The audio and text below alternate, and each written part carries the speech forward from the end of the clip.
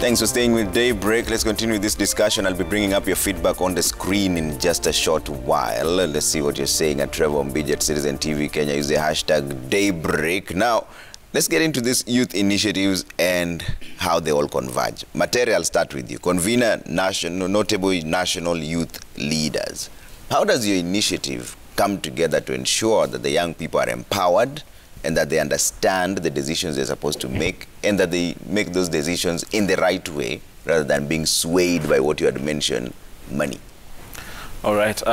Before the Notable National Youth Leaders Caucus, if you remember, I convened Youth for BBI. Yes. And if you look at the front page of the nation, we are talking about matters of BBI. We are talking about expectations of a ruling to be delivered next week on what the Supreme Court would have, whether it will breathe a fresh air into this process of amending the Constitution, or outrightly it will throw it out. But on the understanding as a young person who championed this particular process, before I go into the Notable National Youth Leaders Caucus, is that I think we had a great opportunity as a country, because it's the first time of the history of democracy that we had an opposition leader working hand in hand with the sitting president just to champion the affairs that they think actually are affecting the young, the people of the country, the citizens at large. Secondly, is that it was a very consultative process. As young people, we participated robustly in ensuring that that document captures the aspirations of the young people. And thirdly is also the realization that about 3 million people, Kenyans, appended their signatures in support of this particular process. I've been on record saying that whether, regardless of the decision that the ruling that the Supreme Court is going to give, the issues that were discussed in BBI cannot go away, cannot just be wished away, cannot be swept under the carpet. Whether we talk about ethnic antagonism, we are going into an election, and one of the things that is actually coming out is about ethnic antagonism, is about hate speech. It's about regionalism, that if you come from the region that leadership is going to be from, or rather the presidential leader is coming from, then you expect a lot of government services, a lot of government goodies, as opposed to that one who is not going to be represented in government.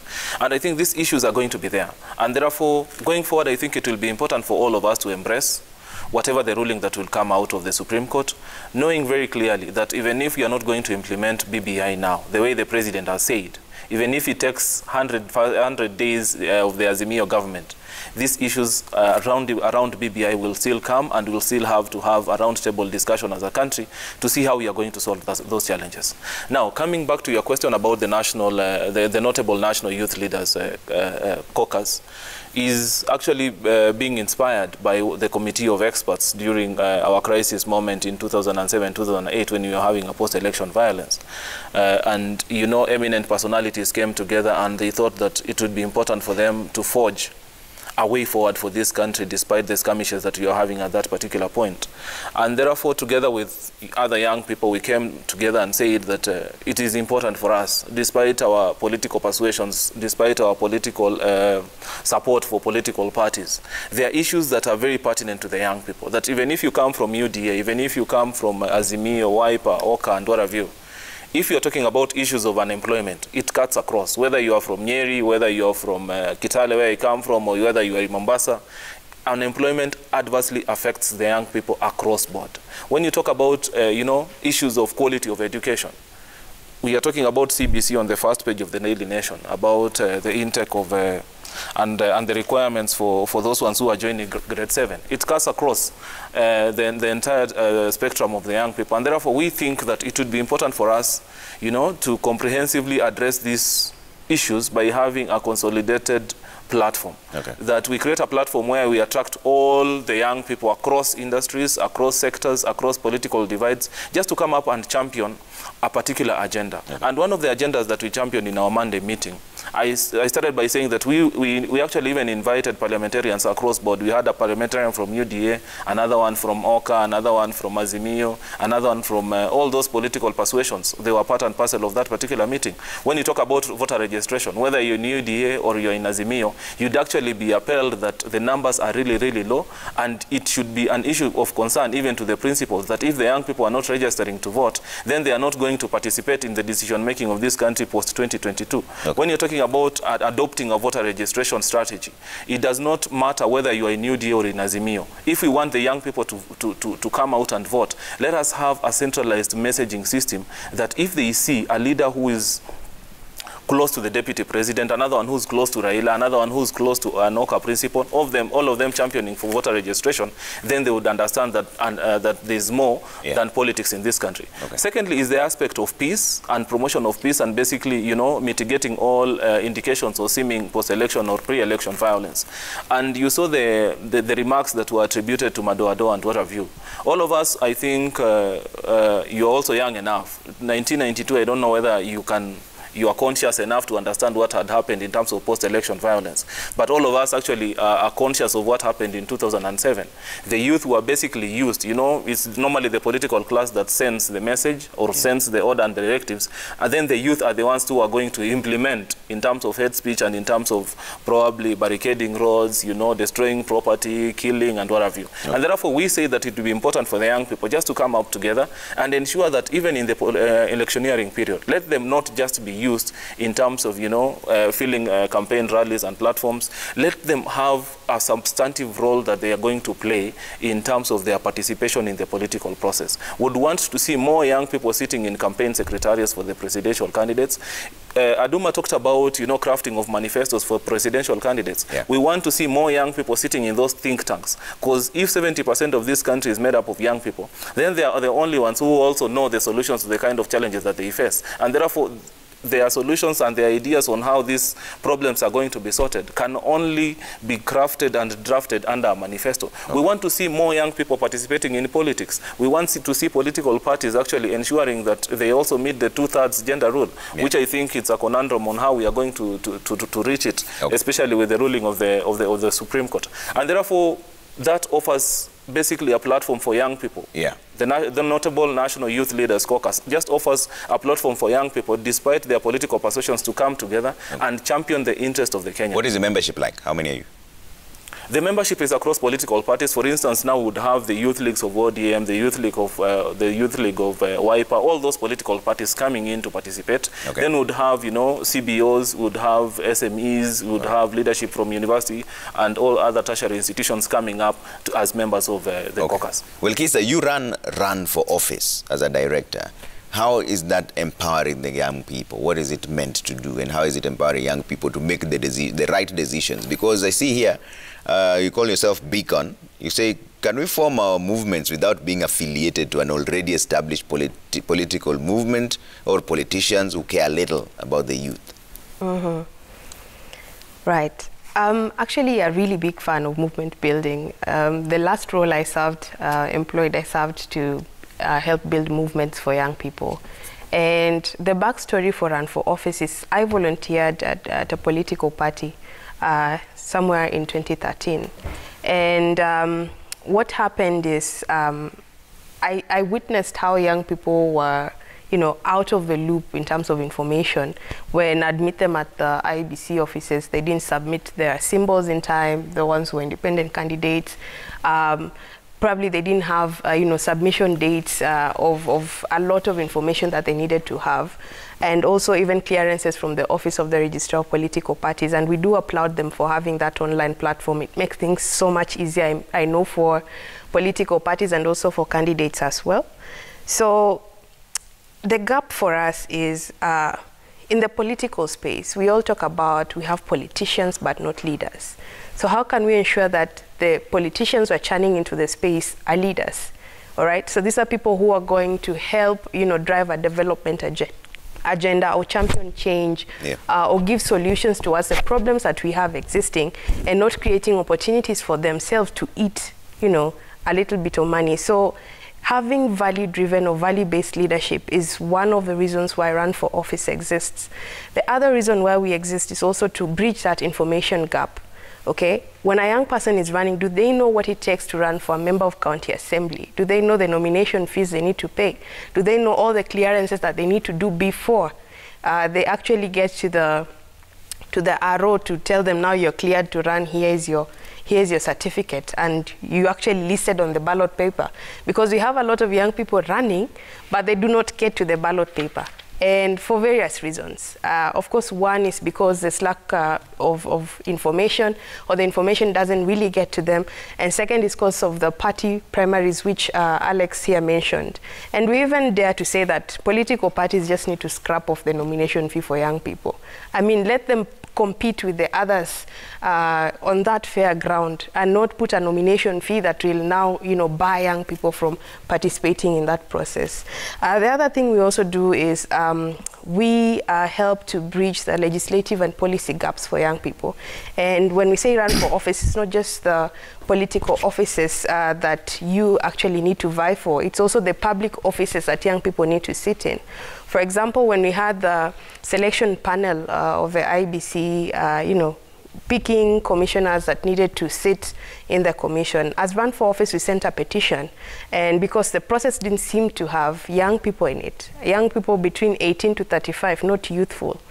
So we sent a petition to the commission, rather to the selection panel, to consider having young people in that particular space.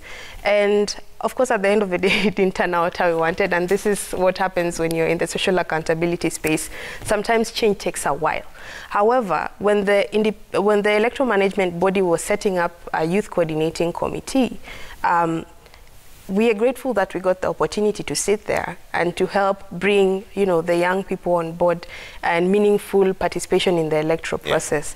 Okay. And the last thing we also do now is the capacity building, and we do this through partnerships and also on our own capacity, because we get organizations that are already doing trainings for leaders, and there are very many different programs across board. Okay. So instead of reinventing the wheel, we partner with these people to get, as many young people as possible trained who are running for office, so that they get on the ballot paper and compete effectively for those seats. Okay.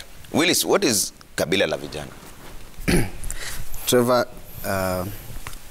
Kabila la Vijana is a bipartisan youth movement that is propagated towards achieving the youthful ideologies and the youthful ideas that have never been considered for the longest time possible now. And this Kabila la Vijana was formed based on the report that was given by the 2019 census. We found that majority of the people in this nation are the young people, forming about 70% of the total population.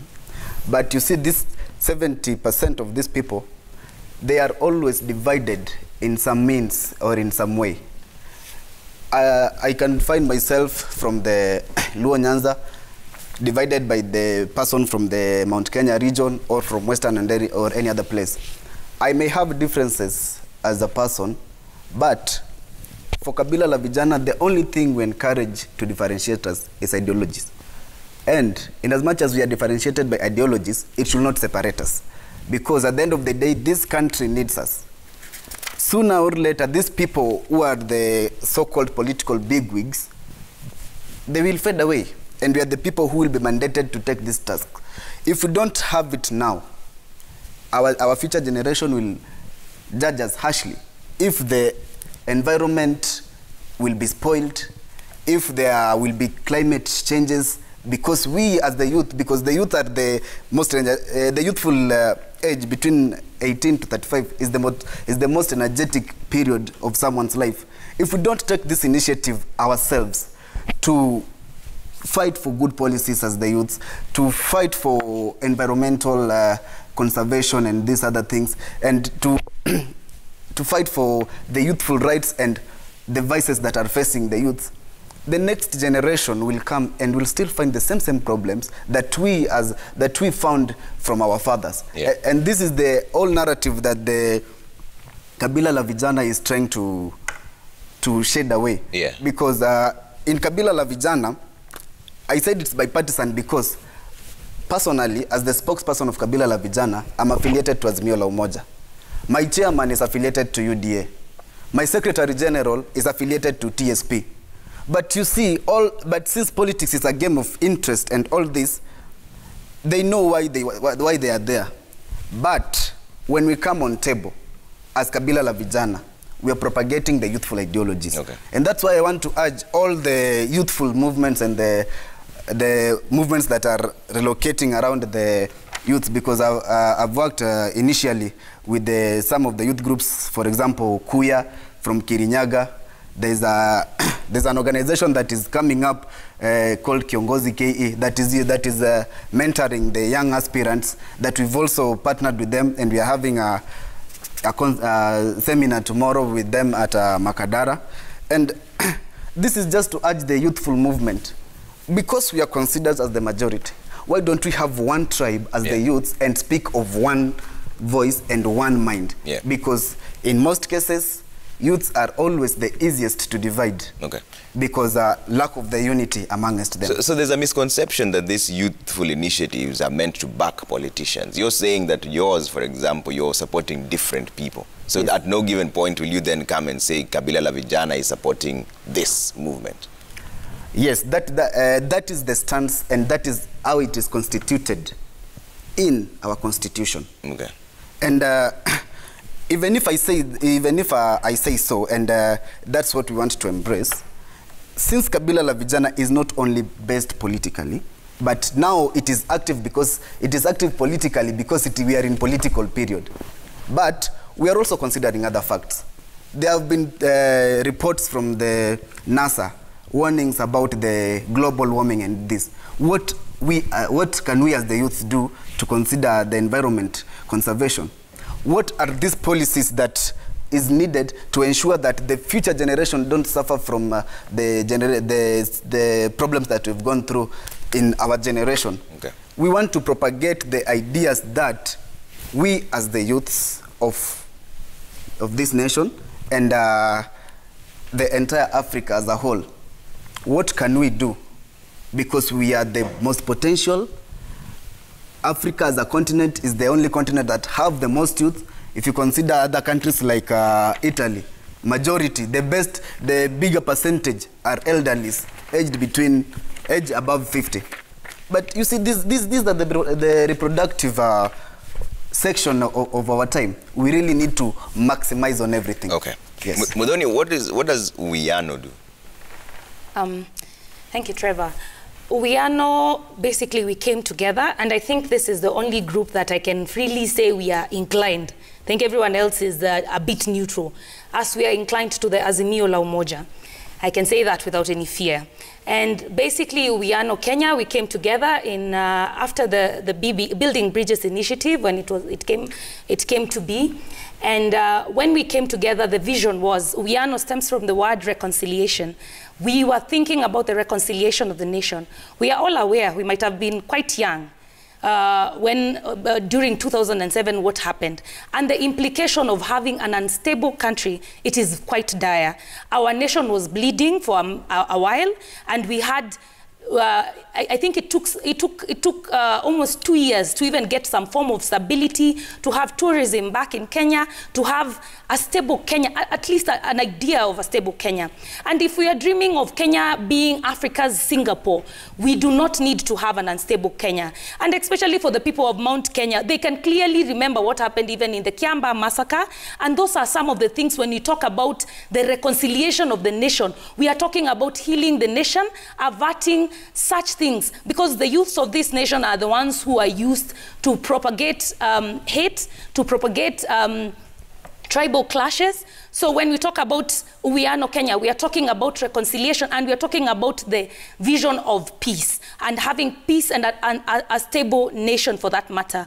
So for our baby Kenya, we are looking at, if we talk about an unborn child right now, to be born in 2032, that child will be 10 years of age. So the youth cannot sit back and say, us as the youth, we cannot sit back and say we don't have a role, or we will face the repercussions of deciding to be, you know, on the periphery and deciding not to vote. So apart from taking a stand in politics and taking a stand in the vision of Azimio la Umoja, which is inclined to what our lobby group fights for and our lobby group stands for, we are also looking into, we also partner with various stakeholders to provide for our membership mentorship. We all know that mentorship is very key. Even someone like Martin Luther King, who we celebrated the other day, was also mentored. Mahatma Gandhi was also mentored. David was mentored by Saul, even though Saul decided they wanted to get rid of David.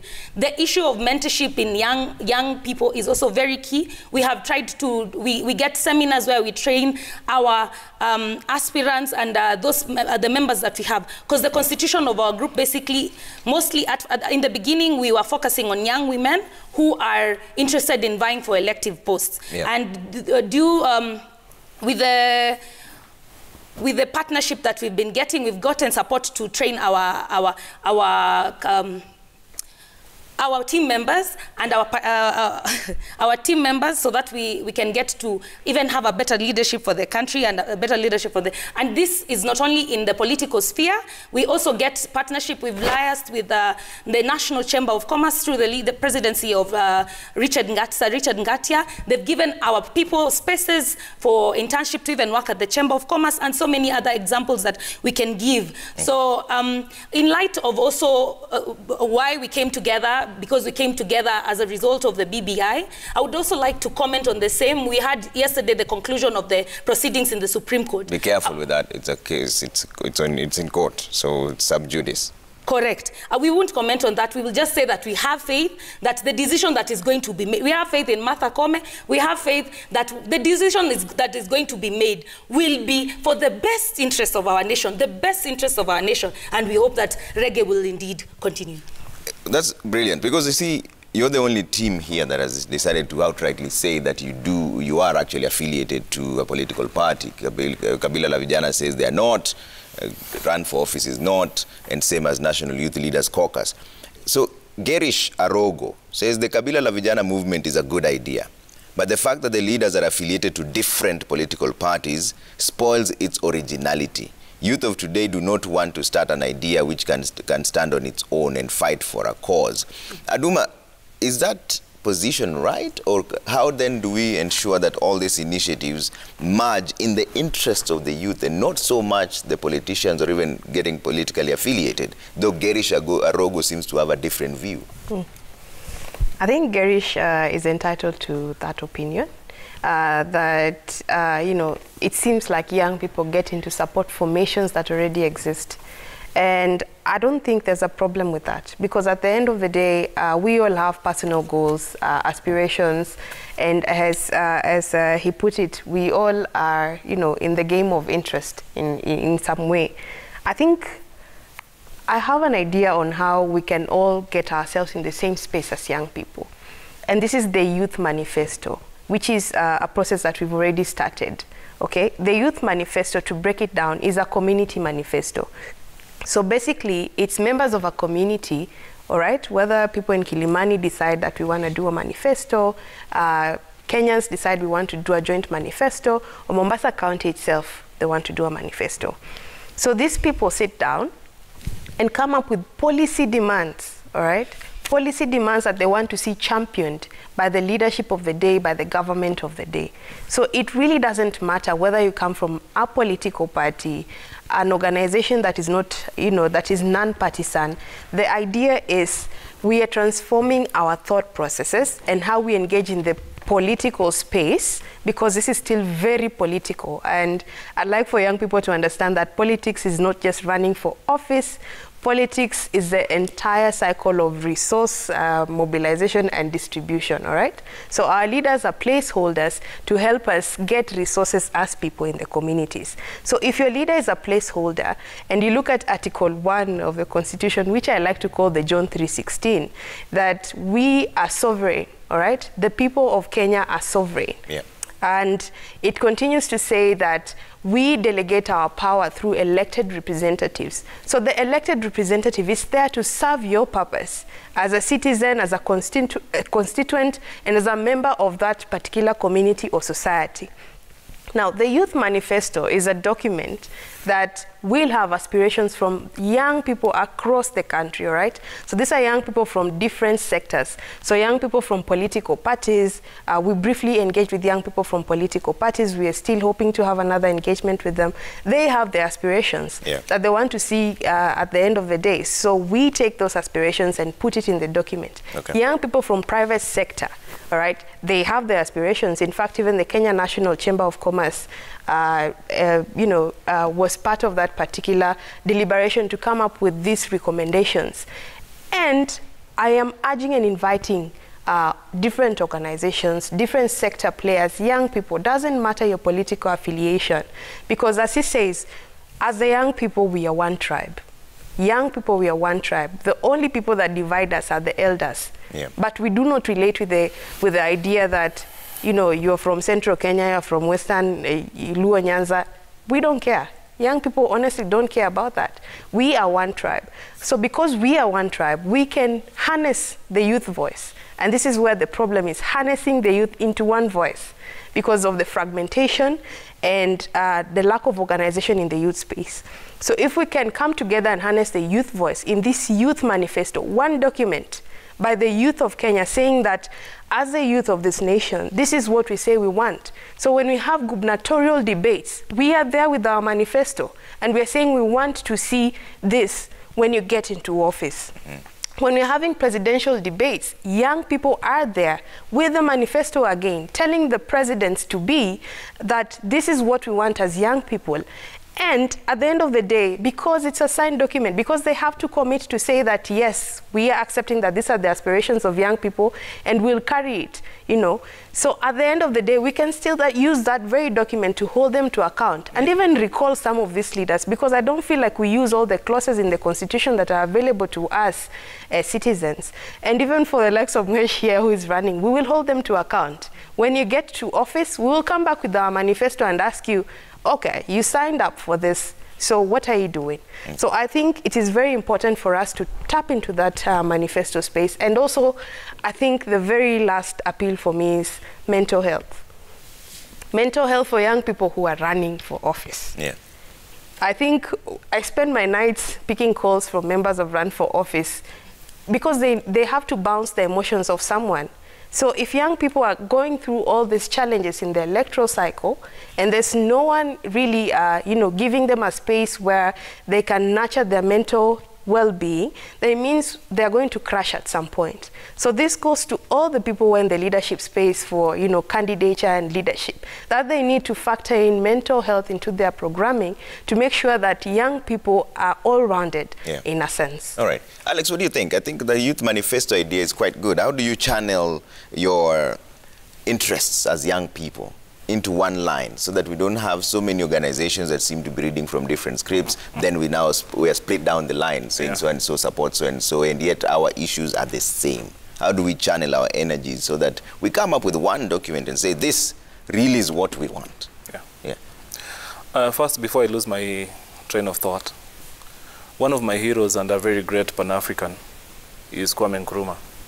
And Kwame said upon the attainance of independence in Ghana that the independence of Ghana would be meaningless if the rest of Africa won't be independent and won't be free. And he qualified that statement by saying that you have to seek first the political kingdom and everything else shall be added unto you. That is back in the 1960s, but I think it's still the reality of Kenya today. That despite us working in, different fragmented organizations, caucuses, and initiatives, we need that political North Pole, because politics in itself does not exist in a vacuum. And therefore, in as far as we are championing for the interest of the young people, all of us also have a political leader that we think manifests and is a champion of the issues that affect the young people, and we think that is offering realistic solutions to those issues. And in as far as, I just want to put it on record, that in as far as I'm the convener for Notable National Youth Leaders Caucus, ideologically and politically, I'm aligned to Raila Amolo Odinga. He's my presidential candidate, and he is the man that I think and convinced that he has the best interest of this country at heart, and if given a chance, he's going to redeem the lost glory of the young people across this country, and he's going to bring this country together so that we can actually achieve even the vision that our founding fathers had. But your position doesn't affect the members? It does not. In fact, I'm coming to that, you know, all of us have political parties. We are politically affiliated. But when now we go into a room and we are discussing about issues of the young people, then we leave our political affiliations at the door. When you come in, whether you are supporting William Ruto, you are supposed to leave his candidature at the door. You come in as a young person, and you understand that there are issues that affect the young people, that despite your political persuasion, despite the presidential candidate that you're supporting, then these are the issues that you think they are key to the young people. And I just want also to link that to the Youth Manifesto concept that my colleague has brought up. And we're also working on a similar one with the Institute of, the International Republican Institute, together with Frederick Ebert Stiftung, among all other serious organizations in this country. And it's from a backdrop of the realization that youth leaders and youth actors can actually have so many other avenues to differ, but we can have a few that we can agree on. Across the political divide, we can have so many other, you know, ideologies, whether you are for rural economy, whether you are from bottom-up, or Oka haven't released theirs. Yes, you might differ on that perspective, but one thing that you have to agree on is that youth unemployment is an issue and needs a solution. So therefore, I think we need to consolidate the voices of the young people, because that has been the challenge. Youth in itself is not a homogeneous group. And therefore, getting the youth on a table and agreeing that this is the perspective that needs, you know, needs our all concerted and deliberate effort to solve, becomes a very dicey issue. And therefore, we need to try as much as possible, the way I've tried with the notable National Youth Leaders Caucus, to be as representative as possible. We might not be 100% representative, but we can be 90% representative. And, you know, democracy, as they say, it also has its own failures, that always the majority will have their way, and the minority will have their say. So you try as much as possible to be representative. And in our perspective, together with the IRI, the Institute of the Republican, the International Republican Institute and FES, for us, we are not looking at the communities. For us, we are looking at, you know, young aspirants. That, for instance, if you want to get into public office, what is this that you think you are going to offer to the community? We need to build up from there. From a realization that when we were leading BBI, you know, it had given us a platform to work with young MCAs and young members of parliament. And from that point, you realize that there are so many other policy gaps. And these policy gaps can actually be identified by young people. That you as a young person, even if you're not in a political office, you identified a policy gap or a piece of legislation that needs amendment. Then from there, you craft your own amendment and you get a friendly member of parliament, whether he's from UDA or whether from his KANU or ODM, and you need him to champion that piece of legislation that entrenches the participation of young people in governance structure at that particular point. And therefore, you would get it being part and parcel of the kind of legislation that we want in this country, so that we can just broaden the spectrum for young people. That said, even when you talk about presidential candidates, you've seen most of them actually, even the cliches that they are using, like Sipangwingwi, you know, they have to endear themselves to the young people. You've seen also my presidential candidate, Raila Amolo Odinga. If you see the sneakers that he's putting on, they are youthful. Even his swag is youthful. You've seen, I don't know for the Oka guys, because for them, I think they are yet to, you know, to move with the current. But they want to endear themselves to the young people so that they can actually get these votes. But what stands is, what are the young people also doing on their end to ensure that in as far as these politicians are putting up, you know, political shows and optics to endear their vote, what is in it for the young people in terms of the leadership that these politicians are going to offer? And I think that's where the rubber meets the road, and that's where we need high responsibility, we need commitment, and we need us to come together as young people to consolidate our views and ensure that when it comes to 2022, we are not again talking about youth being on the menu and supposed to be on the table, but we are talking about youth being on the table, and they can have a decision on what to eat, when to eat, and with which utensil they're using to eat. Duma, I know you have something to say, but let me come to this side of the table, then I'll come to you for closing remarks. And Willis, I'll start with you. How do we converge all these ideas and ensure that the youth agenda is put first? Because I feel like we are chasing our own tails here. For example, you see what Alex has just said, that once you walk in, your political affiliation stays out. But we have agreed that these are the issues that the youth are facing. How then do you take this to a candidate? Because if there's a politician who's running, if you can't agree on who to support, then it means your issues will always just be left at that, your issues. Who is championing that, the issues that you've tabled? Okay. Trevor, before I answer your question, you know, I've never met Alex before. We haven't conversed initially. We haven't conversed with Aduma or even Mudhoni. But if you see them speaking about the Youth Manifesto, he's also speaking of the same thing of a kind. We as Kabila la Vijana, we have it and we are calling it the Youthful Blueprint. It means, as the youths, we are suffering from one problem. We need one solution for us, and this will be only solved if we speak in one tribe.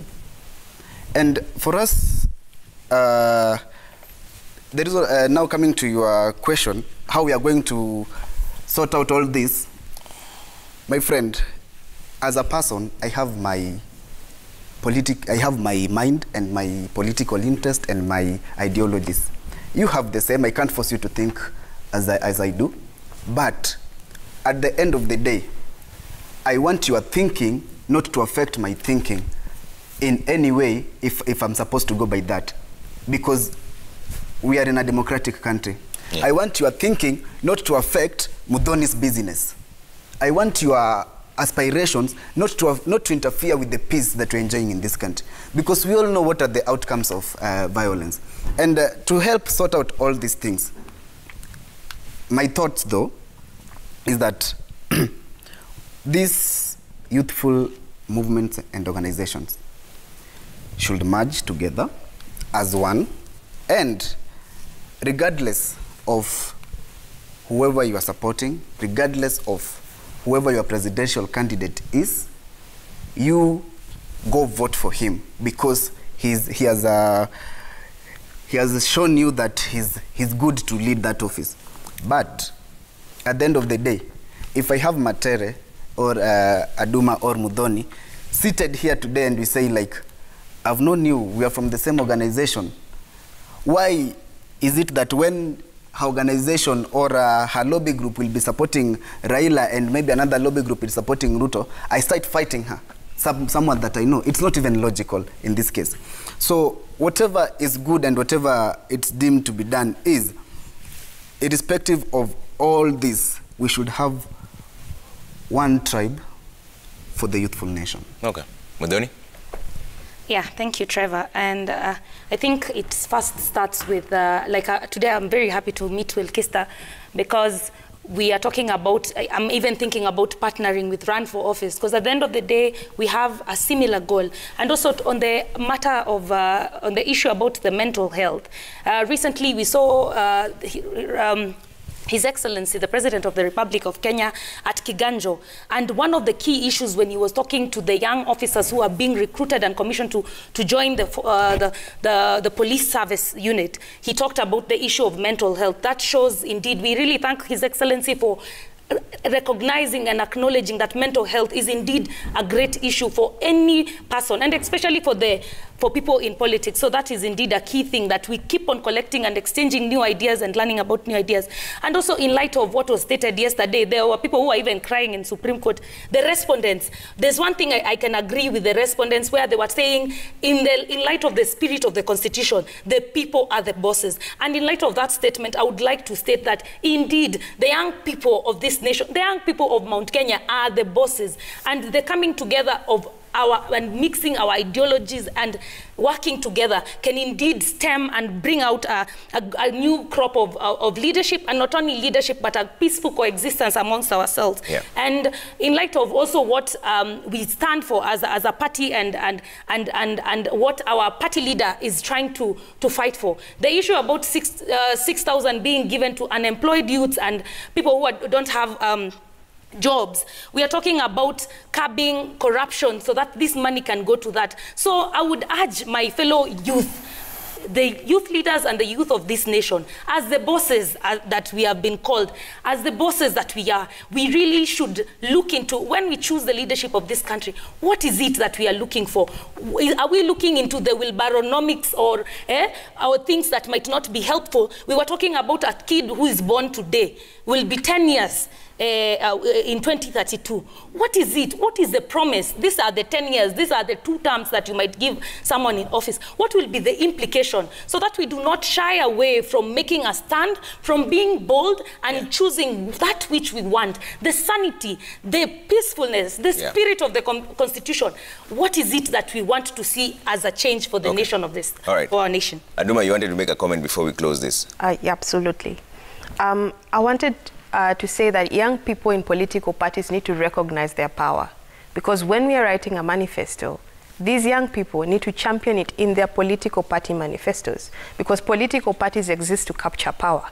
So young people in political parties need to take it seriously, that we are in a position of authority and influence, and we can not sneak in. We can deliberately have issues of young people in the manifestos. And as you were saying, can the presidential manifesto teams, drafting teams, have young people in those spaces, because they are serving over 75% population of people who are below 35. So can they have our aspirations in those manifestos that they're drafting? All right. I'd like to give you 30 seconds each for closing remarks. Alex, I'll start with you. 30 seconds. All right. In my 30 seconds, first, I think we live in a period where democracy has actually reinvented itself.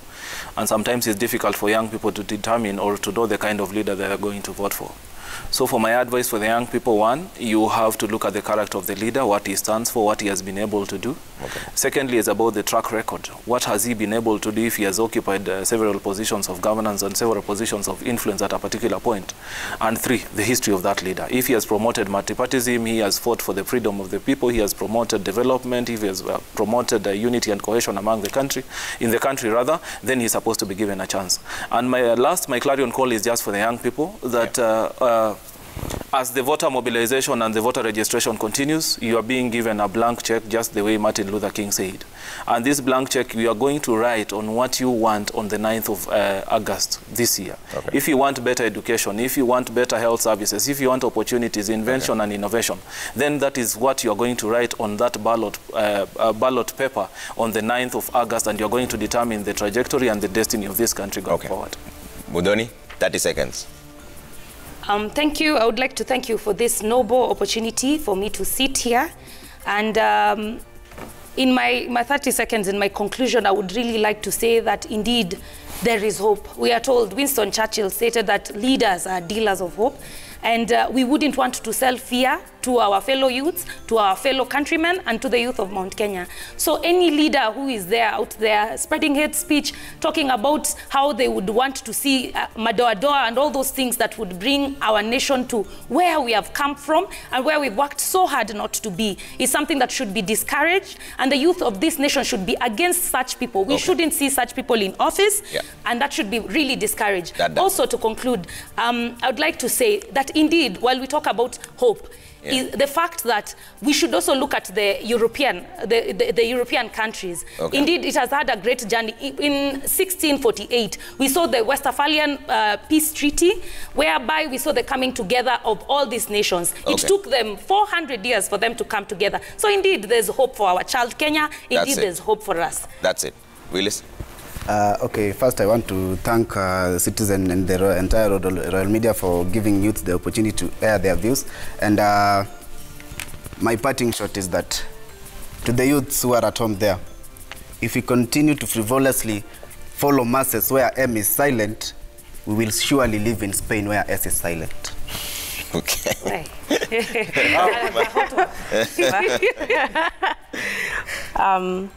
I'd like to say that there's a John 3:16 in the Constitution. And the John 3:16 is that all sovereign power belongs to the people of Kenya. It doesn't say the rich, it doesn't say the elders, it doesn't say the power barons, it says the people. Young people are the people of Kenya.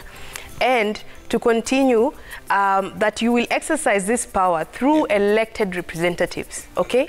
If you do not register to vote, you will not exercise this power. So I'm calling upon all the young people to exercise their power through elected representatives by registering to vote and showing up at the ballot and voting. All right. Alex Matere, convener, Notable National Youth Leaders Caucus. Willis Koi, spokesperson, Kabila La Vijana. Mudhoni Mburu, chairperson, Wiano Ke. Wilkista Duma, director, run for office. Thank you all so much for making time this morning. Let's take your quick feedback before we cross over to Willis Bazura Buru with Roy T-Boy on the decks. Chalo Woodrose, he says most youths don't vie for various political offices because they lack finances. A lot of money is needed in politics. The youth on the ground will always ask for handouts. Only rich youth can make it in politics because they have money. Bob Otieno says Mudhoni and Matere are examples of youths being used by political bigwigs. Kudos to Willis, who is on his own, even in the show, not campaigning for any presidential candidate. Aduma talking soberly about youths too. Okay? Engineer Lazaro says young people should focus on voter registration mobilization, not empty threats of political earthquake from someone who never triggers even a political tremor from his own village. Sam Masika says the absence of mentors and selfless leaders also exacerbates the situation. I urge the youth to take up a place in national politics and cut their space. IBC Kenya should come up with youth-friendly policies. F0 says, I appeal to all youth movement to speak in one voice without being persuaded to a political affiliation. If we want real conversations around youth emancipation, then the prize is being united. Okelo Mwalimu says, unlike Independence Day, youth like Tom Mboya, the modern-day youthful political aspirants seem to be lacking in ideologies. Due to this deficiency, they've been converted into heckling machines and compact discs for replaying messages from the big boys. Do I give a rejoinder? No rejoinders. You've already mentioned your party affiliation. All right? Time for Roy Timo and Willis Bazura Buru on the decks. It's Level Up Friday. See you. But you mentioned that you were from it.